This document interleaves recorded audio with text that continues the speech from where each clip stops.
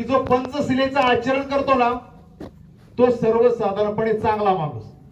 जो पंचशिलेचं आचरण करतो तो चांगला माणूस.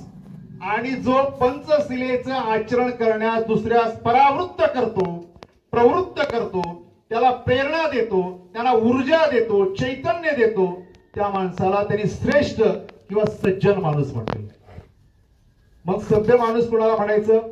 पंचशील मगाशी आपण सर्वांनी ग्रहण केलं. पानादिपाता वेरमणी, प्राणी मात्राची हिंसा करणार नाही, अदिन्न दाना वेरमणी, चोरी करणार नाही, कामे सुमिच्छाचारा वेरमणी, व्यभिचार करणार नाही, मुसावादा वेरमणी, खोटं बोलणार नाही, सुरामेरे म्हणजे पमाद ठाणा वेरमणी, दारू आणि दारू सारख्या तत्सम पदार्थाचं विडी काडी सिगारेट गुटखा ब्राऊन शुगर तंबाखू मशिरी याचं सेवन करणार नाही. याला काय म्हटलेलं आहे त्यांनी? चांगला माणूस. आता सभ्य माणूस कोणाला म्हणायचं? की जो सभेत बसतो.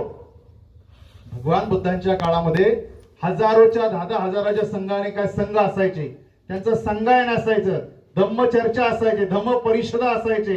आणि मग जो सभेत बसतो, सभेतले विचार ऐकतो, त्यावर चिंतन करतो, मनन करतो, संशोधन करतो आणि त्याप्रमाणे आचरण करतो, त्याला सभ्य म्हटलं जाईल. जो सभेत बसतो, सभेतले विचार ऐकतो, चिंतन करतो, मनन करतो, संशोधन करतो, त्याप्रमाणे आचरण करतो, त्याला सभ्य म्हटलं जायचं. मग आता बघा, इथं आपलं सुमारे 1 ते 1.5 तास कार्यक्रम चालू आहे. 1 ते 1.5 तास कार्यक्रमामध्ये जो माणूस पंचशिलेचं आचरण करत नाही ना, तो काय करतो? मंडपाच्या बाहेर पाठीमागे उभा राहतो. जो पंचशिलेचं आचरण करत नाही तो मंडपाच्या बाहेर उभा राहतो. तंबाखू खायची सवय आली असते त्याला, बाहेरच्या बाहेर जाता येतं. कुणाला विडी ओढायची सवय असते, बाहेरच्या बाहेर जाता येतं. काही महिलांना मिश्री लावायची सवय असते, इथं बसत नाही, त्यांना त्यांनी सभ्य म्हटलेलं आहे. मग पंचशिलेचं आचरण करणाऱ्या माणसाला काय म्हटलेलं आहे? सभ्य म्हटलेलं आहे. तर श्रेष्ठ किंवा सज्जन माणूस कुणाला म्हटलेला आहे? की श्रेष्ठ. मगाशी जगताप सरांनी उल्लेख केला की शिलाच्या कीर्तीचा सुगंध जो वाऱ्याच्या विरुद्ध दिशेला जातो.